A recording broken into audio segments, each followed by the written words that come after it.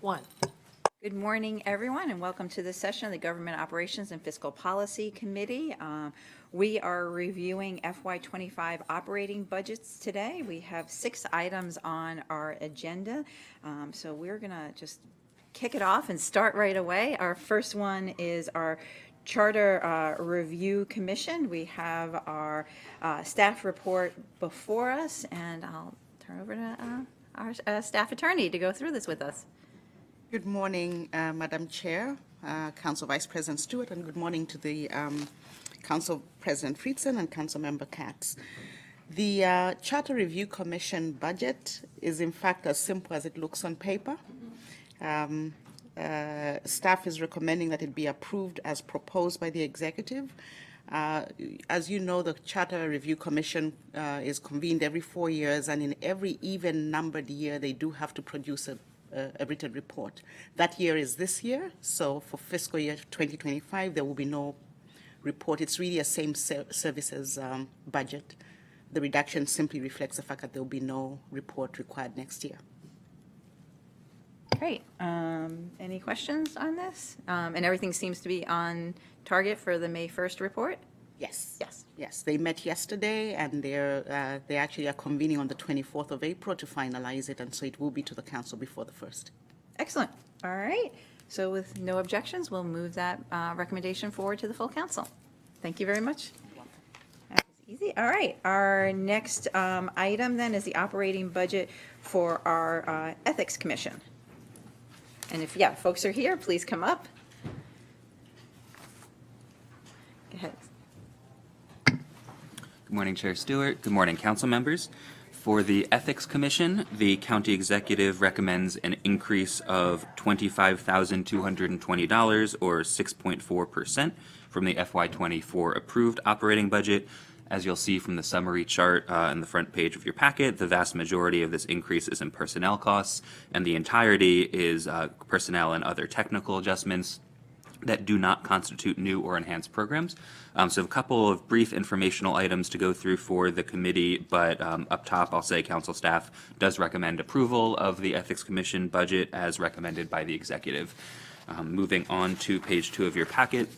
I know the committee is familiar with the important work of the Ethics Commission. In addition to Ms. Chu, we have Ms. Keller, the chair, and Mr. Goyle, the vice chair of the commission here as well. For staffing, the commission consists of 2 FTEs, the chief counsel / staff director position, as well as a program manager position, and the commission is currently in the process of working to fill a vacancy in that program manager position. For anticipated future needs, not for this year, but just for the committee's information, in future years, the commission anticipates that within the next several years, it's likely to become necessary to upgrade its electronic filing systems, which will require an additional appropriation from the council to do that at the appropriate time. And then finally, the Office of Racial Equity and Social Justice has issued the Ethics Commission a rating of 2 out of 11 on its operating budget equity tool, which reflects an emerging commitment to racial equity and social justice. The Office of Racial Equity and Social Justice's justification is provided here. The Commission staff director has provided more information in a memo attached to the packet regarding their efforts in this regard, as well as an email that was forwarded to you this morning, and I'm sure Ms. Chu would be happy to go into more detail if the committee would like. So with that, I'm happy to turn it over to the committee for questions or turn it over to Ms. Chu if she has anything she'd like to add. Great. Thank you so much for that update. Ms. Chu, is there anything you would like to add? And I just want to say at the outset, thank you very much for the follow-up you did with Ms. Ward going back and forth regarding the racial equity and social justice score that you all received. I will say I appreciate your diligence in that, and I didn't know, just since we're here in the committee hearing, if you'd like to respond to any of those things. Just thank you. Get your button, yeah. Thank you for having us. I'm Erin O'Connor Chu. I'm the new chair, chief counsel. I'm sorry. This is the chair, Elizabeth Keller, vice chair Rahul Goyle, and we just thank the committee for their continued support while we work through the transition from the last chief counsel to myself, and as I work through hiring a replacement for me. And I don't have anything else to add. I am currently working with Ms. Ward to find a space that ethics can work with ORESJ and hopefully improve our rating, if not remove ourselves from that rating system. Great. Well, again, thank you so much, and thank you to the board members. This is such a important part of our government, and I know, we all know takes a great deal of time and effort, and appreciate all the work you do. And I'll turn to my colleagues to see, Council President Friedson. Yeah, thank you. First of all, reminder, those who are filing disclosures, this is busy season for you all. We have a few more days left to file your financial disclosure. Thank you for all the work that you do. A shout out to Moose Cobb for all of his service. Just want to acknowledge him and welcome you, Ms. Chu, to this role, not new to you since you have been around for quite some time, and excited to see you moving into this expanded role. And thank you to the board, Madam Chair, not a stranger to me as a District 1 representative, as someone who's been very active in Bannockburn and in the Western Montgomery CAB and other places. And Mr. Vice Chair, thank you for your service. Really appreciate all the work that you do and appreciate the diligence and the follow-up. I hope that you and Ms. Ward can work through and work out some of the implementation challenges. It is difficult for a one-person office to be, part of the same system and standards of offices with thousands of people, and so figuring out and working through a reasonable way to address those issues while ensuring our commitment to racial equity and social justice, I think, is very important. So thank you, and with that, I'll turn back to you, Madam Chair. Councilmember Katz. Thank you very much, Madam Vice President. And I, too, want to thank everyone. And it's been well said by my colleagues, but I want to publicly thank Ms. Chu. I always quote Will Rogers when he was talking about filing taxes. And he said, I just filed my taxes, and I don't know whether I'm a patriot or a crook. And all we're trying to do is do the right thing. And as you know, I had an issue this time. It wasn't an issue. But I didn't know how to figure it out. I wanted to do it, and I wanted to get it right. And you certainly got me through the issue, and hopefully it's been resolved. It was just about how something was missed when I filed it. So, but I do believe that we do need to upgrade as quickly as we can. I understand there's a budgetary issue, but as quickly as we can for the online filing. It seems like we've come a long way, and we have, but it seems like we could come a little bit further. So thank you very much for all that you do. Great. Thank you. Okay. With no objections, we'll move this budget forward to the full council for recommendation. Again, thank you so much, and thank you for being here this morning. All right. Our next item is the FY25 operating budget for the Merit System Protection Board. For the Merit System Protection Board, the county executive recommends a decrease of $380,586, which is a 55.3% decrease from the FY24 approved operating budget. This decrease comes from the removal of the $400,000 that was allocated in FY24 and FY23 before that for the board's required classification and compensation audit. That audit is underway, and those expenditures will cease after FY24. So again, a couple of informational items, but council staff does recommend approval of this operating budget as recommended by the executive. Regarding staffing, moving on to page 2 of your packet, MSPB consists of 1.5 FTEs, a part-time executive director, and a part-time office services coordinator. As the council is aware, the executive director position is currently vacant, and the council is in the process of hiring for that vacancy. And again, the board is in the process of working with the independent outside consultant, which is the Siegel Company, to conduct an audit of the county's classification and compensation plan and procedures. That audit is well underway, and the board expects completion and presentation in fall of this calendar year. Moving on to the operating budget equity tool rating, or ESJ has issued MSPB a rating of 3 out of 11, which indicates, again, an emerging commitment, and the justification is provided in your packet as well. So again, council staff does recommend approval of this budget as recommended. Any questions on this one? No, not seeing any. Thank you for coming over. But I think we can move forward with that one as well. All right. And I think, Logan, you're done for the day with us, right? All right. Our next item up then, we'll see, is our NDAs, county associations, boards, committees, commissions, council of governments, public technology, Inc. And Ms. Cummings, we're going to turn it over to you.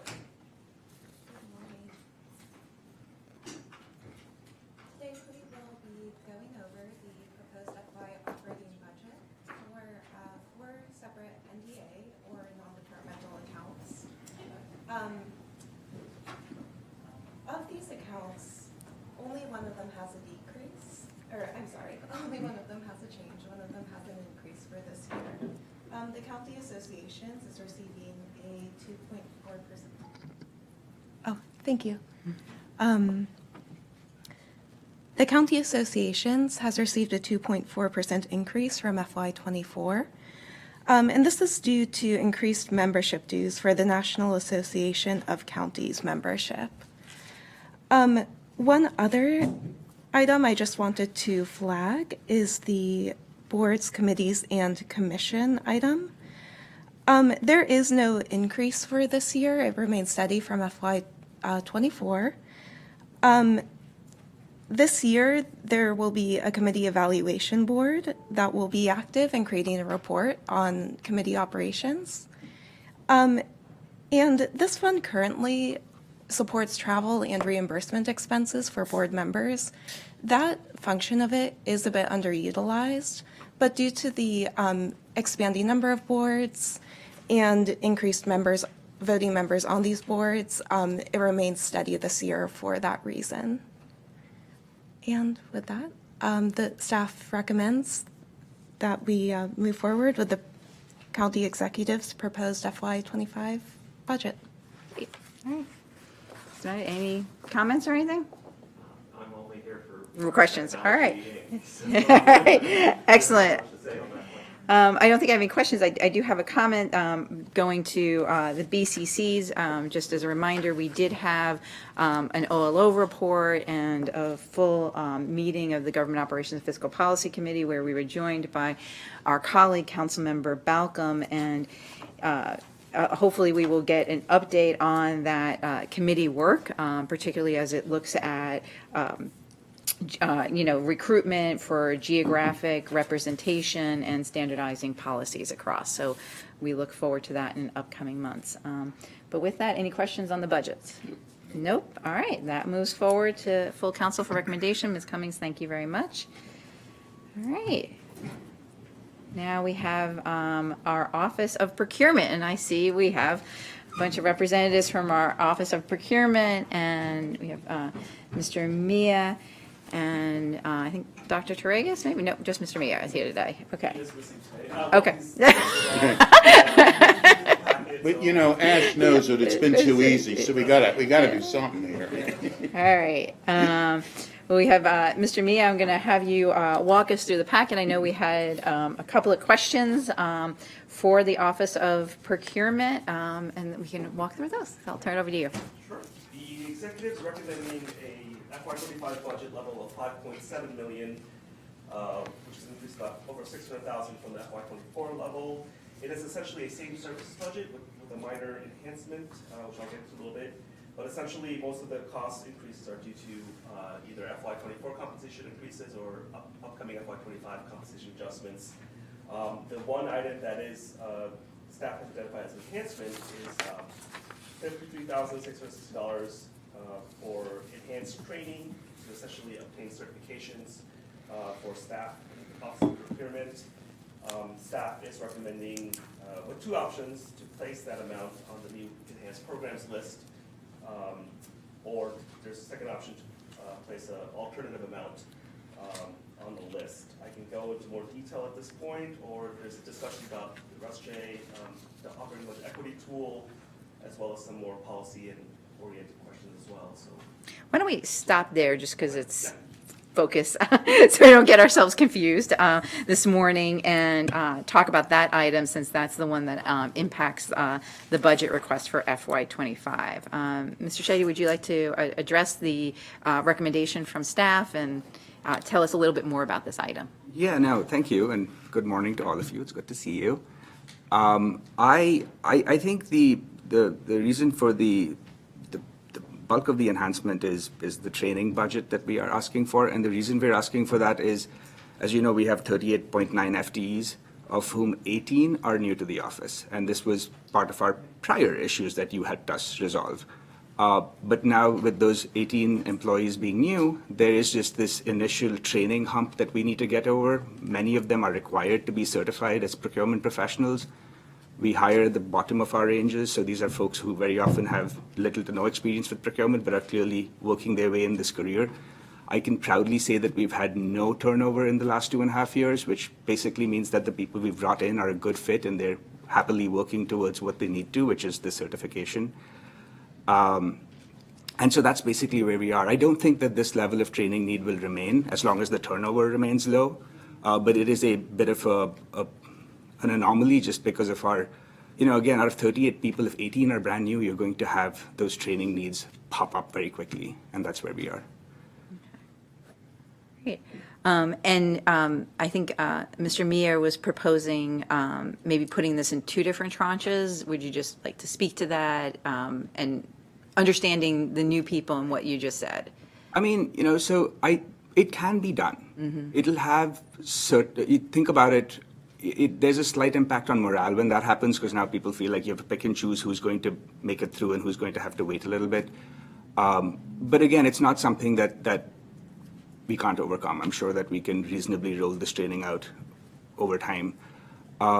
It's generally speaking, I feel like training also increases the productivity of staff, which means if they're better equipped to deal with things, they're more efficient at dealing with them. They're just better equipped to do their jobs. And so to that extent, there may be a slight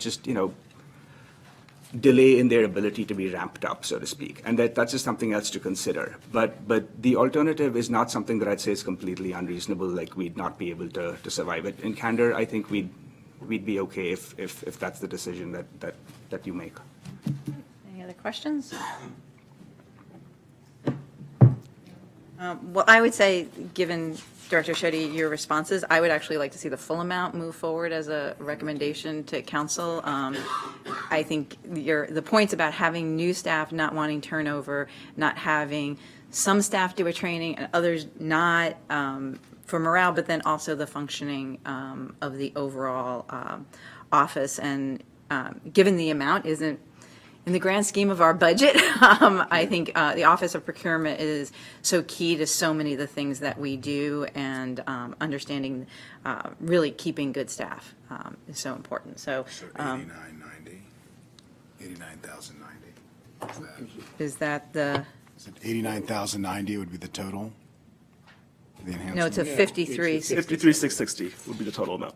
top of page 4. Oh, but then the other 36. That would be so it would either be 53,660 or 36. Okay. 30. It's It's not- not added. I just want to make sure. Okay. That's the difference. That's the that- difference. Yeah. Got it. So Okay. it's less than $20,000. Yeah, I agree with that. I just wanted to make sure. I got confused in the way that Yeah. was presented. Yeah. Okay. Thank you. Yeah. Thank you. As I break everything up here, might have procurement have to buy me a new computer before it's done. I just want to say first off to Ash and to his entire team, what a great job you do. And I know you don't get enough thanks, but you really are the lifeblood of the county. I mean, when people need things, who they calling? They're calling you all. And candidly, in some cases, you're the lifeblood of some small businesses. Every week you're waiting for that check to come in, and you figure, oh brother, but you've done it efficiently. As you know, we've been through some times prior to you that weren't quite as efficient, and you do a great job for it. And so I think that's important, and I agree with the whole idea for the training. I mean, we want people to be trained. We want people who are getting the services to know that the professional that they're dealing with is certified. So I'm most appreciative. Thank you. Great. All right, so our recommendation will be to move forward with the full amount to the council on that. Mr. Meir, do you want to go over some of the other questions you have, and then we'll go back to the Res J and the anti-hate task force questions? Absolutely. I'm going to jump around a little bit, just go to another budget-related question, and we've asked the department. You'll see it begins on page 5 of the packet, question 4 and question 5. This is related to positions at vacancy. The recommended budget does include a reduction of 1.5 FTEs, of which 1 FTE, or 132,000, is related to the elimination of a long-term vacant IT position. The department previously attempted to recruit for that position, could not find a candidate, is now proposing to eliminate that position. The department's also, and this has no cost impact, is proposing to convert 3 vacant positions from performance and data analyst positions to a contract performance analyst position to aid in essentially contract auditing and evaluations of existing contracts and their performance. So just wanted to note that for the committee, no real issues on that from staff's perspective. Okay. Council President Friesen? Thanks. Well, first of all, I'm glad you are looking at restructuring the office. That's something that we have been, talking about and calling for, and appreciate you responding to that. I yield to you to a certain extent. As we have said before, we want to see the restructuring happen, but ultimately, I think the departments are in best position to do that. It doesn't end up well if we're forced to do the restructuring from here on our own without your input. So thank you for moving forward on that. I did have a question on the technology piece that was raised in the packet, and then I also have this question. I am a believer that we can't do both. We can't both decentralize services and maintain services within departments. And I think too often we have done a little bit of each. And in your core mission, procurement is an example of this. And I think procurement does a great job of procurements, particularly under this current leadership. There's been dramatic improvement to the process. The departmental procurements leave a lot to be desired, and there are some real challenges. And when you talk to businesses and particularly local businesses in our community, most of their concerns and issues are not on the progress that's been made, which they acknowledge with the Office of procurements. It's in the departmental procurements. But technology is another example of this, where you're not the centralized agency, you're the user agency. And in this case, we have TEBS that provides much of the technology, but then we have individual departments that are also doing their own technology piece. And that seems to me like we got to pick a team here. Are we a decentralized technology program, or are we a centralized technology program? And it seems to me that we're doing a little bit of both, and we're not always doing it particularly well. So can you just speak to, you've made one change in this because you had issues, which I appreciate, but just on a more holistic question of how the department handles technology and whether it would make more sense for TEBS, which is the subject matter expert in technology, to handle the technology needs of the department, and the procurement experts to handle the procurements. And I'd like to see you handle more procurements, frankly. Could you just speak to that a little bit and how you've approached that? Absolutely. So, and it's a really interesting question, and I think it is sort of an age-old question in procurement, which is why in procurement, outside of the county, the pendulum has always swung from centralized procurement to decentralized procurement to what they now call center-led procurement, which is where procurement is somewhat involved. And I'll tell you why this is happening. It's simply because procurement professionals are experts in the procurement process. They're not subject matter experts in things like roadway construction and design, or IT and AI and what contracts need to be modified to protect the government or entity from how vendors may use AI. Those are things that really the departments need to understand.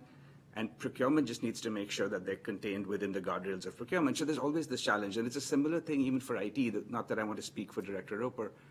But in many cases, the tool that is being implemented has very specific uses for that department. IT understands the infrastructure and the security and those types of things, but when it comes to what the tool needs to do, its business use, if you will, it is something that those departments really need to be partners in. I think we've just always struggled with that instead of creating a way that we can work together, maybe via committee or a rotational program, something that allows us to share that type of knowledge. What we've done is frankly always had this weird line drawn in the sand. And I'll be honest with you, I think that those folks that you mentioned, the vendors, the business community, to them, this is just a frustration, because when they see something's not working in procurement, I don't think they know or should even care whether it's a procurement issue or a department issue. So some of the changes we've made are exactly, and we discussed this when you gave us the opportunity to come speak before the GEO committee earlier last year. We're trying to rearrange it so that after the departments do certain things, there are folks available in procurement to just make sure that those things are looked at, whereas in the past they weren't. And I think that's going to make a difference, not only because it'll be looked at, but because the departments will be more mindful that it is going to be looked at. And so they're going to probably, hopefully, do better. But then the other part of it is technology. And not to confuse what I'm going to talk about technology, it's not about the TEB centralization. I'm just talking about how it helps procurement centralization.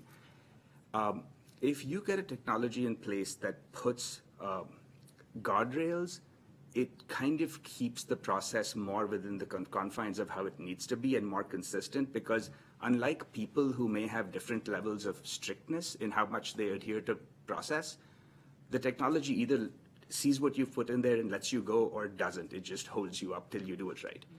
So there is an opportunity to streamline, to coalesce around technology. And to that end, we are going to be looking to implement an e-procurement system soon. One of the reasons why I am not trying to rush through it is because I actually want to bring all the departments into that discussion, not just the big ones, because frankly, they are the majority of our work, but even the smaller departments, because they don't use procurement as often, and frankly, they're even more confused as a result, because they barely ever come to work with our office, or when they do, it's always like this new experience.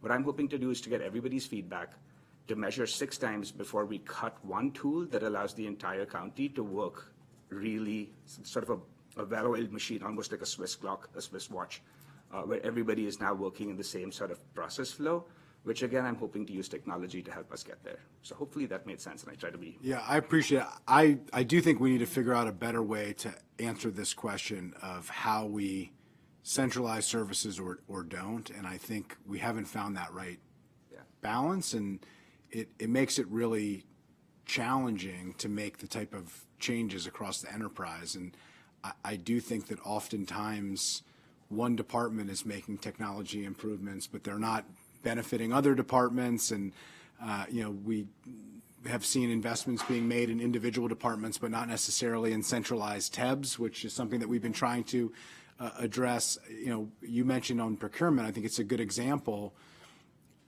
There has to be a way for procurement to lead the process of procurement, which is a specialized aspect of every procurement that occurs, and have the input of the subject matter experts in the particular area. Nobody is expecting or wanting procurement to be experts in transportation engineering. We should have transportation engineers who are part of that process, but the process, from my perspective, should be facilitated and led by people who are experts in the process, who literally do this every day, who eat, sleep, and drink procurement process, because just like you're not an expert in transportation, they're not an expert in procurement. And, I think there's room to address that, and I'd like to see some of the improvements that you've made within the department be felt across county government, which I think up to this point, because of the way that we've delineated responsibilities, we've prevented that from happening. But more work to do. I just wanted to raise that because it's related. You're on one end of that issue when it comes to procurement. You're on the other end of that issue, frankly, when it comes to technology. And I think they're both examples of the same existential question of what is a centralized service where user agencies participate, and what does that type of participation look like, and what is a decentralized effort. So with that, I'll yield back. You're good? All right, I think on that point, we're good. Are there any other policy issues you wanted to raise, Mr. Mia? No, just we alluded to it, but the e-procurement system, the packet on page 4 contains a timeline, as Mr. Shetty mentioned. They started the process back last August. We're expecting an RFP in quarter 2, not quarter 1 of FY25, so by the fall timeline, by end of this calendar year. And of course, the packet mentions demos have been conducted, stakeholders will be engaged. Committee may want to inquire if there's any anticipated process improvements expected from this project, as well as what the demos have been like and what features or capabilities are we seeing on the street, essentially. Mm-hmm. Yeah. Any updates on the e-program? Yeah, no. So it's what we put out an REOI, which is basically like an RFI. We want to see the universe of potential solutions from which we're trying to decide what is best for the county. We're in an exciting age of technology where there's artificial intelligence and all these new things that can be applied to procurement, which is awesome.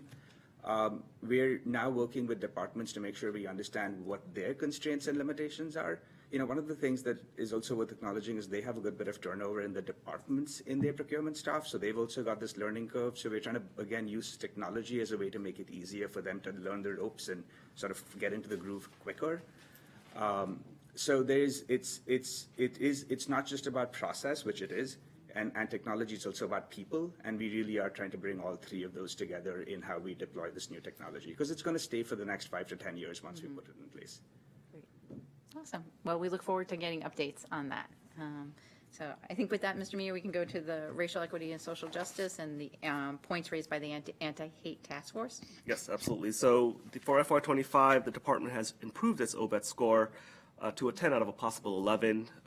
Last year was the first year was implemented last year was a 2 out of 5.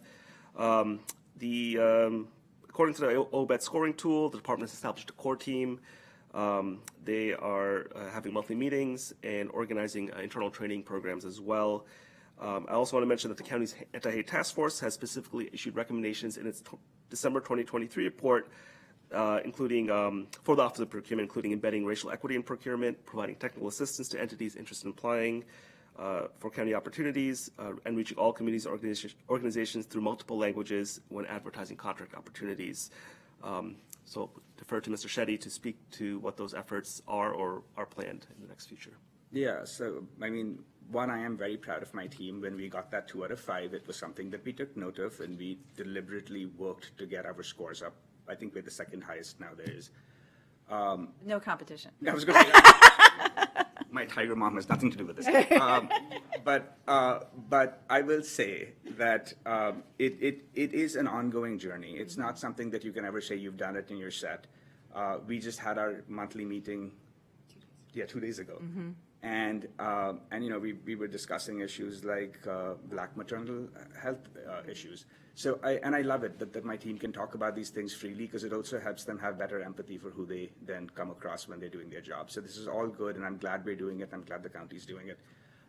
As far as what's next for us, we are actually partnering with external organizations like the Maryland Black Chamber to provide that technical training. In fact, we're actually having it at the Rockwell Library, where we will have them have, I'm assuming predominantly black-owned businesses learn how to be registered as minority-owned businesses through MDOT, and we're having those types of workshops now. So it's not just explaining to them that there's opportunities, but helping them get the certifications needed to then access those opportunities. So we're trying to be a lot more hands-on and proactive, and partnering with organizations who can help us amplify our efforts.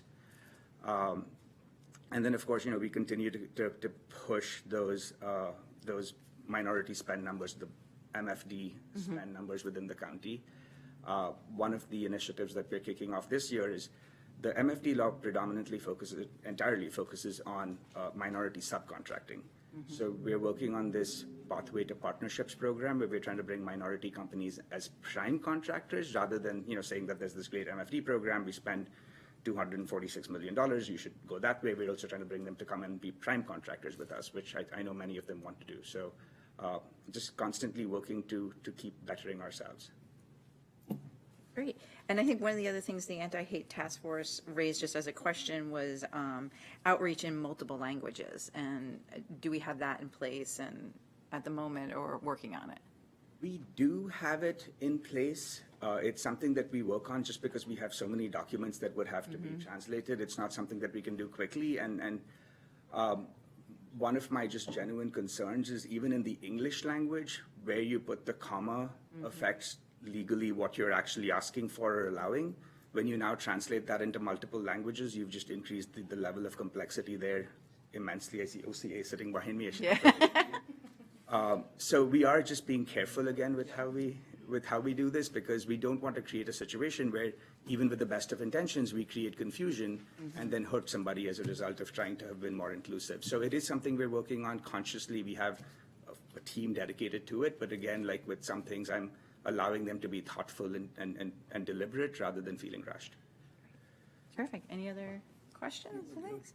Great. Well, we really appreciate that. I think if there's any other information, as we're working through particularly the anti-hate task force recommendations, we may come back to you just to ask for some specific examples as we're compiling all that information. But appreciate the responses today and the work that you're all doing. So thank you for being here, and we look forward to next time. Thank you.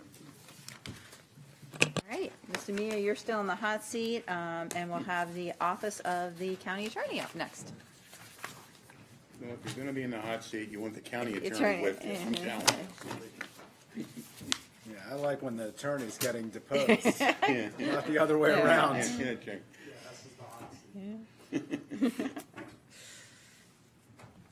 Okay, go ahead.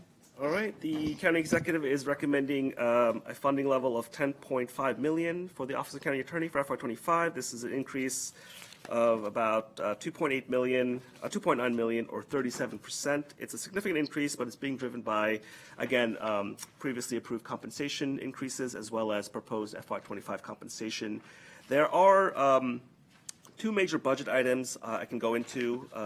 Just mention right now, we can talk in more detail.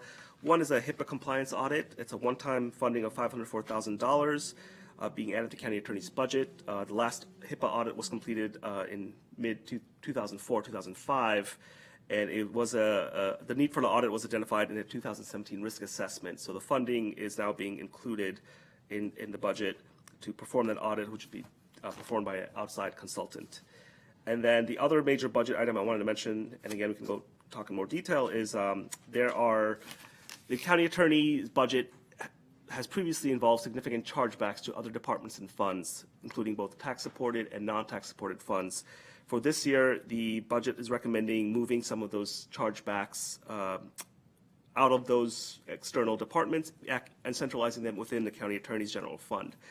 The cost impact is significant, $1.1 million, but a large bulk of that is really just shifting general fund dollars from one bucket to this bucket. So no real issues with either of those items. From staff's perspective, it makes sense to move the chargebacks back to county attorney to reduce some level of administrative burden that's involved with planning the budget for the upcoming year. But there's no real service impact from that shift. So I'll stop there. Great. All right. Do we want to start with the HIPAA compliance audit? Anything to add? So it ends up in my budget. Good morning. Council Vice President Stewart, Council President Friedson, Councilmember Katz, thank you for the opportunity to talk today about our budget at OCA. Yes, it's in our budget. I didn't ask for it to be in the budget, but I think there was decisions made to have OCA run shotgun over the audit. It's been 20 years, so I think the justification's there for the audit, and OCA would we have a lawyer that's dedicated to deal with HIPAA enforcement, so that person will be responsible for working with the contractor and getting the audit completed. I suspect we're going to rely heavily on HHS's participation in that. It's been 20 years, and if you think about it, in 2004, 2005, there was no cloud. And so the county, the way it's doing business in the internet and on the web and with cloud-based software and SaaS software, it's a different world. And so we want to make sure we're in compliance. So my office supports, I support, doing the HIPAA audit. Again, it's a budgetary thing. We haven't had a problem. But, it would be worthwhile, I think, analyzing how HHS and the county is handling the protected health information, the PHI, in the current environment, and have somebody take a hard look from the outside that's got expertise on it. Mm-hmm. And I imagine TEBS will be involved. I suspect. Again, this was an add-on to the county attorney's budget. I mean, I understand, we're working on the MFD budget, which we can talk about racial equity and social justice, in all the efforts we have in that area. We're running shotgun over that MFD study. Mm-hmm. We can run shotgun over the HIPAA study. I mean, whether it should be in the IG's office or whether it should be somewhere else on the council side, reviewing it, or it doesn't matter, but it probably needs to get done and should be done sooner than later in light of the fact that we're just doing things completely differently than we were in 2004 and 2005 when the last audit was done. I mean, we're collecting information digitally through apps, through the web page. So, the question is, are we doing it by best practices in the market as it exists today? And so I don't know if we have good advice on that. So I'm fine with my office being the contract administrator and, like I said, riding shotgun over the process and get an audit report completed. Okay. Any other questions? Council President Friedson? Yeah, I mean, I think it makes sense for you to handle it. It's a legal requirement. So I appreciate you all stepping up and taking care of that. I mean, I think, ultimately, what we don't know that we don't know is what can really hurt us. And the point of doing an audit for something like this is figuring out what we might not know that we don't know.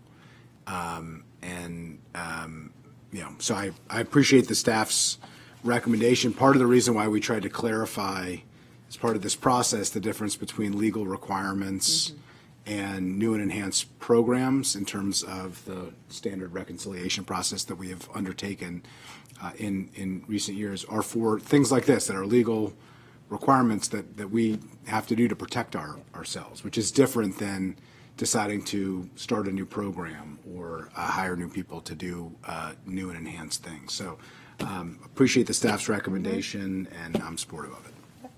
Good. All right. We'll move forward with that piece.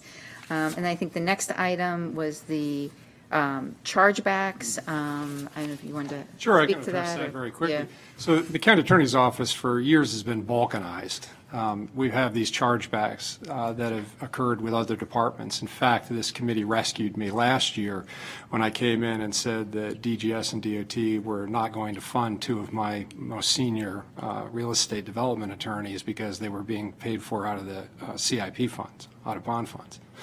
And we added a few $100,000 to the budget at the last minute because I needed to cover those lawyers. There's a list in the packet. You can see the balkanization that's occurred. We're trying to just adjust that. We're taking the money out of other departments that otherwise have always had it there, moved it into the county attorney's budget, so that gives me the ability to see what we have, better plan, better manage it. And also, I'm not at the vagaries of the budget process for other departments where, might have to worry about whether or not the attorney is covered in it. And we're still providing the same services irrespective of which bucket of money the salaries come out of. So I'm in favor of removing those chargebacks. I'll add, too, that one of the things that is represented in there but we're not seeking is to move the self-insurance fund attorneys out of finance. So the self-insurance attorneys are staying covered by the risk management program and in the self-insurance fund. So, but as it goes to general operating funds, we want to move those buckets of small money into the county attorney's budget. And so I think it's a zero sum because those dollars would have been otherwise represented in the other budgets, other department budgets. Thanks. And this might be a question more for OMB, but I'm just curious if we do that, which makes sense, I think, for the county attorney's office, how is that then reflective when we're looking at the overall cost for a project and estimating and thinking about that? Veronica Howard from OMB. Well, I mean, we are not talking about projects because we are not in the CIP. In the total cost, it doesn't have an impact because they are all within the general fund. We're just moving it between departments.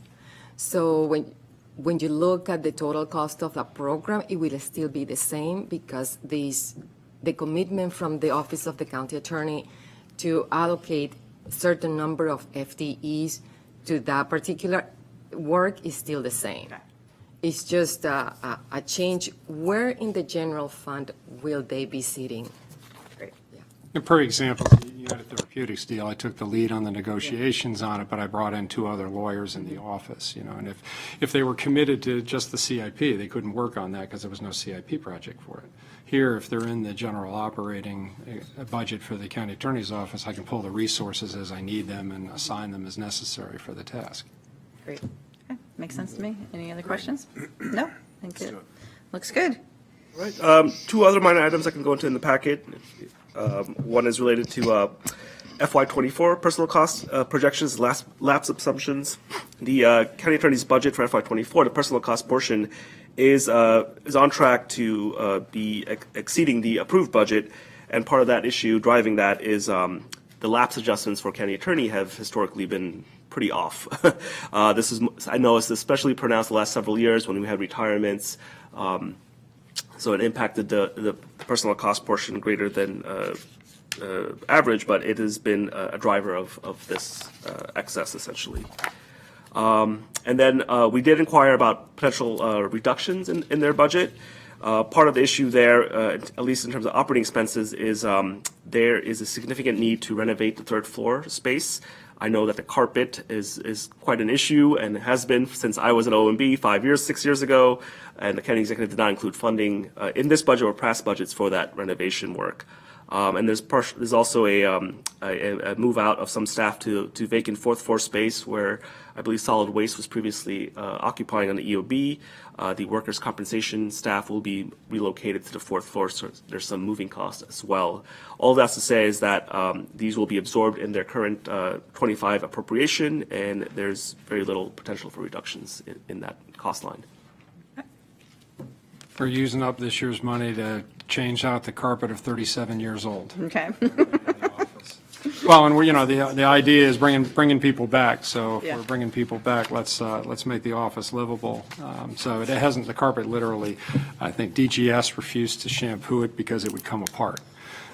That's how old it is. I don't know if you've been over to our Warren, but that's what we've got going on. So, but we're absorbing that this year. For the next Yeah. replacement. Yes. Yes.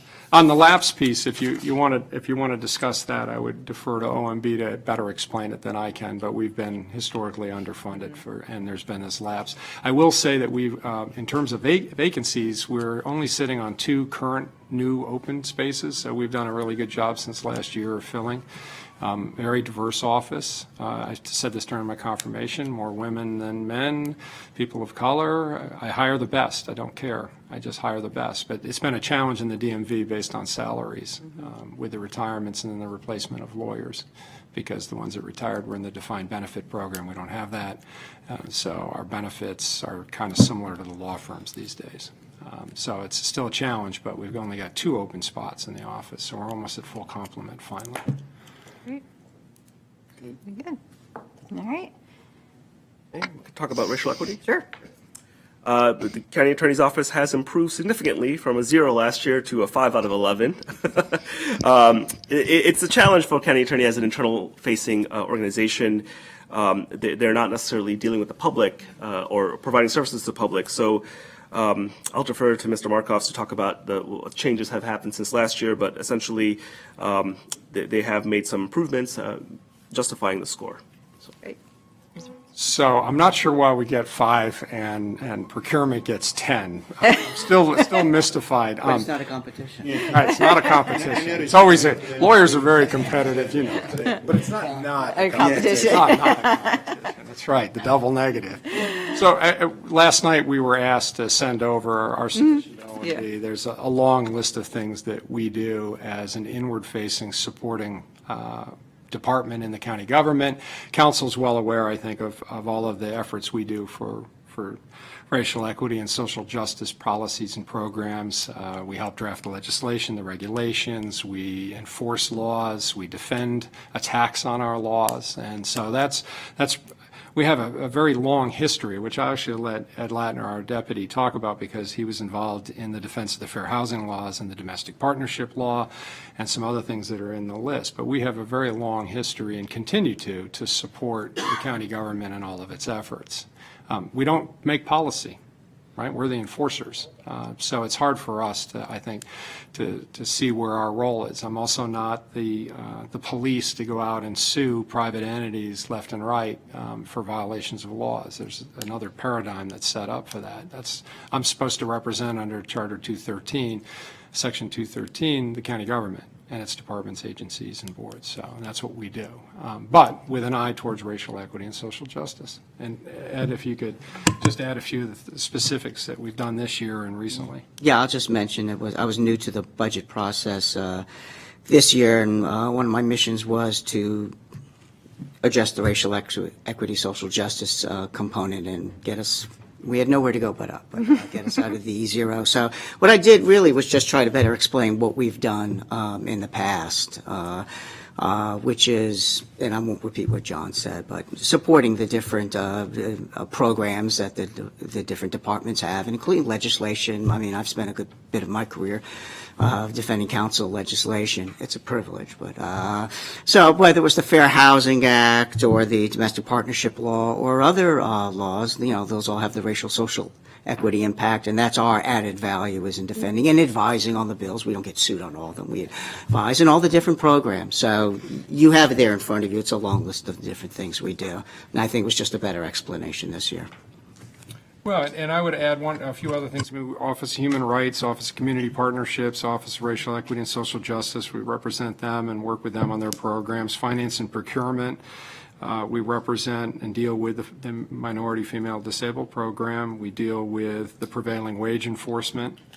HHS, where we've helped with the African American Health Initiative, the Asian American Health Initiative, Latino Health Initiative, and all of the RESJ-related programs that they're working on for minority health services in the county. So, again, we're kind of in the background, but I think we're a very important component to promoting all of these programs and policies.